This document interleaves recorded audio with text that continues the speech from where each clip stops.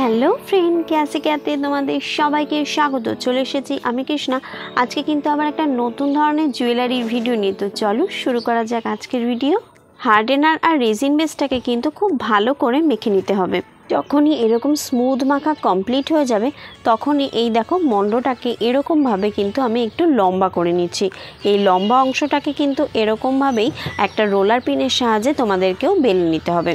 দোল শেষ হতে না হতেই কিন্তু আমাদের পয়লা বৈশাখের কাজ শুরু হয়ে যায়। যারা আমরা জুয়েলারি বানাই তারা কিন্তু এখন থেকেই মোটামুটি জুয়েলারি বানানো স্টার্ট করে দেয় পয়লা বৈশাখের জন্য। তো সেই জন্য একদম সিম্পলের মধ্যে কিন্তু যারা নাকি একদম নতুন কাজ করছো তাদের একটা হালকা জুয়েলারি কিন্তু দেখতে খুব সুন্দর লাগবে সেরকমভাবে একটা সিম্পলের মধ্যে জুয়েলারি আজকে আমি রেডি করে দেখাবো। এটাকে কিন্তু এরকমভাবে লম্বা করে নিয়েছি। লম্বা করে মিডল পোর্শনটা চওড়া থাকবে এবং ওপরের দিক আর নিচের দিকটা কিন্তু হালকা করে সরু মতন থাকবে এবং সেটাকে দেখো আমি চাকুর সাহায্যে একটুখানি খাঁজকাটা করে দিচ্ছি। এবার একটা টুলসের সাহায্যে কিন্তু আমি মাঝ বরাবর একটা লম্বা দাগ কাটবো। এই লম্বা দাগটা কিন্তু খুব প্রেশার দিয়েই কাটতে হবে যাতে করে কলা পাতার মিডিল পোর্শনের যে শিরাটা থাকে সেটা যতটা যেরকমভাবে ডিপ থাকে সেইভাবেই যেন জিনিসটা ডিপ হয়ে ওঠে। দেখতেই পাচ্ছ জিনিসটা কতটা স্মুথভাবে কিন্তু কমপ্লিট হয়েছে। এবার একটা টুলসের সাহায্যে পাতার সাইডের দাগগুলোও কিন্তু আমি কমপ্লিট করে ফেলছি। তোমরা চাইলে কিন্তু সুইয়েরও ব্যবহার এখানে করতে পারো। সুইয়ের সাহায্যেও কিন্তু একদমভাবে সোজাসুজি করে কিন্তু এই দাগগুলো কাটতে হবে। হাত যেন না কাঁপে এমনভাবে জাস্ট ওপরে থেকে ধরে টান দিলেই কিন্তু এইভাবে সুন্দরভাবে পাতার যে শিরাগুলো থাকে সেগুলো কিন্তু আমরা কমপ্লিট করতে পারবো খুব অনায়াসেই। এবার পাতার যে সাইডগুলো আছে সেই সাইডগুলোকে আমাদেরকে আরও সুন্দর করে ডিজাইন করতে হবে। তার জন্য এরকমভাবে দেখো আমি ভি শেপের মতন করে ক্লেটাকে কেটে নিয়েছি এবং করার পরে সেইগুলোকে সেট করছি যাতে করে পাতাটা একটা ন্যাচারাল ব্যাপার চলে আসে। তোমরা যদি কলা পাতাটাকে বেশ ভালো করে ফলো করো তাহলে দেখতে পারবে পাতার মধ্যে এরকমভাবে কিন্তু একদম সম্পূর্ণ যে প্লেন থাকে সেটা না, পাতার মধ্যে খাঁজকাটা ব্যাপারটা থাকে। এবং আমি আমার ভিডিওর মাধ্যমে সহজ থেকে সহজভাবে কি করে তোমরা এরকমভাবে সুন্দর সুন্দর জুয়েলারি রেডি করতে পারো তারই কিন্তু আমি আমার চ্যানেলে দিয়ে থাকি। তো ফার্স্ট টাইম যদি তুমি আমার ভিডিও দেখে থাকো তাহলে অবশ্যই কিন্তু আমার চ্যানেলটাকে সাবস্ক্রাইব করে রাখো, কারণ আমার এই চ্যানেলে সহজ থেকে সহজ পদ্ধতি অ্যাপ্লাই করে যারা নাকি একদম নতুন জুয়েলারি বানাচ্ছ তারাও যাতে খুব সুন্দরভাবে নিজেদের জুয়েলারি বানিয়ে একটা সুন্দরভাবে বিজনেস স্টার্ট করতে পারো সেই সমস্ত টিপসই দিয়ে থাকি। তো দেরি না করে আজই কিন্তু চটপট আমার চ্যানেলটাকে সাবস্ক্রাইব করে ফেলো এবং বন্ধুবান্ধবের মধ্যে ভিডিওটা শেয়ার করে ফেলো, তাতে করে যারা নাকি নতুন কাজ করছে তারাও উৎসাহ পাবে। কথা বলতে বলতেই দেখতেই পারলে যে ক্লেটাকে আমি লম্বা করে নিয়েছি। এই যে লম্বা করার প্রসেস যেটা আছে সেটা যদি সম্পূর্ণভাবে খুব সুন্দর ফিনিশিং আনতে হয় তাহলে গিয়ে কিন্তু ক্লেটা একদম যখন নরম থাকবে তখনই তোমরা করবে না, একটু যখন শক্ত হওয়ার মুখে থাকবে সেই অবস্থায় কিন্তু এইরকমভাবে লম্বা করলে জিনিসের ফিনিশিংটা খুব ভালো সুন্দর হয়, কোনো রকম তেরা বেঁকা লুকস আসে না। তো দেখতেই পাচ্ছ আমি কিন্তু এখানে ছোট্ট ছোট্ট করে দুটো স্বস্তিকের মতন করে নিয়েছি এবং ওপরে পোষণে একটা গোল মতন করে স্বস্তিকের যে মাথাটা রয়েছে সেটাকেও কমপ্লিট করে ফেলেছি। তো কেমন লাগছে আমার প্যাটার্নটা অবশ্যই কিন্তু কমেন্ট করে জানাতে হবে। বল টুলসের সাহায্যে এই জায়গাটার যে রাউন্ড স্পেসটা আছে সেই জায়গাটাকে আমি কিন্তু একটু সুন্দর করে দেওয়ার চেষ্টা করছি। তো দেখতেই পেলে আমার জুয়েলারিটা কিন্তু মোটামুটিভাবে কমপ্লিট হয়ে গেছে। যারা নাকি একটু সিম্পল ধরনের জুয়েলারি পরতে ভালোবাসো কিন্তু তার মধ্যে একটা ইউনিকনেস থাকা জরুরি, তাদের জন্য কিন্তু এই ধরনের জুয়েলারি একদম পারফেক্ট।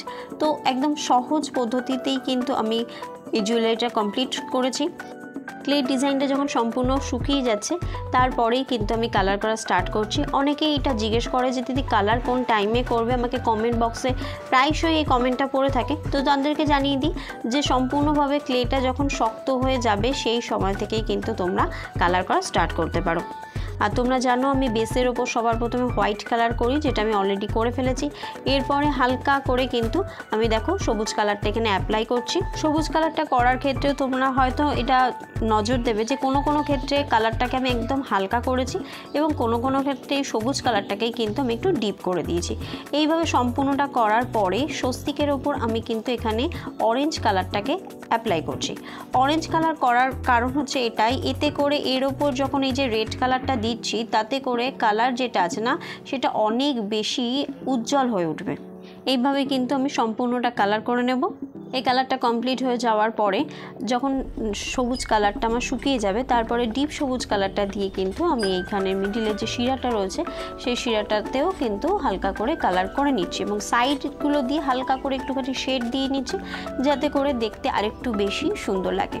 কেমনভাবে তোমরা কালার কম্বিনেশন করো, কিভাবে কালার করো, সেই সমস্ত কিন্তু অবশ্যই কমেন্ট করে আমাকে জানাতে হবে।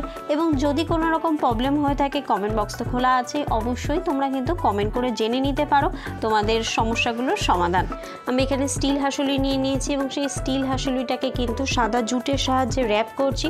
আগের ভিডিওতে আমি দেখিয়েছি যে ডলি সুতোর সাহায্যে কি করে স্টিল হাসুলিটাকে পেঁচানো হয়েছে, তো সেই কারণের জন্য এটা আর আমি খুব বেশি একটা ডিটেলসে যাব না। আমি এখানে সম্পূর্ণটা কমপ্লিট করার পরেই অবশ্যই তোমাদেরকে দেখাবো যে সম্পূর্ণ জুয়েলারিটা কেমন হলো। এই যে ধীরে ধীরে দেখতেই পাচ্ছ, এগুলোকে কিন্তু টেনে টেনে এরকমভাবে পেঁচাতে হয় যাতে করে কোনো একটা অংশে কিন্তু এটা লুজ না হয়ে পড়ে। যদি লুজ হয়ে পড়ে তাহলে কিন্তু ফিনিশিং ভালো হবে না। যারা নতুন করছো তারা এক হাত দিয়ে এরকমভাবে স্টিল হাসুলিটাকে চেপে ধরে রেখে জুটের লাস্ট অংশটাকেও কিন্তু চেপে ধরে রাখতে হবে এবং অন্য হাত দিয়ে কিন্তু টেনে টেনে এই জুটটাকে পেঁচাতে হবে। কোনো ক্ষেত্রেই কিন্তু একটা জুটের ওপর আর একটা জুট যাতে উঠে না যায়। সম্পূর্ণটা এইভাবেই আমি কমপ্লিট করেছি। কমপ্লিট করার পরে এক্সট্রা একটু জুট নিয়ে এই যে ছিদ্রটা দেখতে পাচ্ছ, এই ছিদ্রের মধ্যে দিয়ে জুটটাকে পাস করিয়ে হাসুলির সঙ্গে খুব শক্ত করে কিন্তু আমাকে গিট দিয়ে আটকে দিতে হবে। তো এইভাবেই কিন্তু আমার সম্পূর্ণ যে জুয়েলারিটা আছে এটা কমপ্লিট হয়ে যাবে। যারা দেখতে পাচ্ছ আমার ভিডিওগুলো, হয়তো মনের মধ্যে ইচ্ছা হচ্ছে যে এই ধরনের জুয়েলারি তোমারও বানানোর ইচ্ছা ছিল, কিন্তু সময়ের অভাবে বা কাজের প্রেশারে সেই ইচ্ছাই রয়ে গেছে। তাদের ইচ্ছা পূরণের দায়িত্ব কিন্তু আমার। ঝটপট স্ক্রিনে যে নাম্বারটা দেখতে পাচ্ছ এই নাম্বারে কিন্তু চটপট করে কিন্তু বুকিং করে ফেলো, কারণ এই সমস্ত জুয়েলারি মেকিং কোর্সই কিন্তু আমি নিয়ে তোমাদের সামনে হাজির হয়েছি। মাত্র 2 থেকে আড়াই মাসের এই কোর্সটা অ্যাটেন্ড করে বহু মেয়েরা অলরেডি তাদের নিজস্ব বিজনেস স্টার্ট করে দিয়েছে। তো দেরি না করে মাত্র 1000 টাকার মাধ্যমেই কিন্তু তোমরা চাইলেই এই ধরনের কোর্স তোমরা অ্যাটেন্ড করতে পারো। আশা করি এত কম প্রাইসের মধ্যে এই ধরনের সুযোগ তোমরাও হাতছাড়া করবে না। তো আজকের ভিডিও আমি এইখানেই শেষ করছি। কেমন লাগলো আমার জুয়েলারিটা অবশ্যই কিন্তু কমেন্ট করে জানাতে হবে। আর যদি ভালো লেগে থাকে তাহলে একটা লাইক করে দিও। দেখা হচ্ছে নেক্সট কোনো একটা ভিডিওতে। ততক্ষণের জন্য সবাইকে বাই।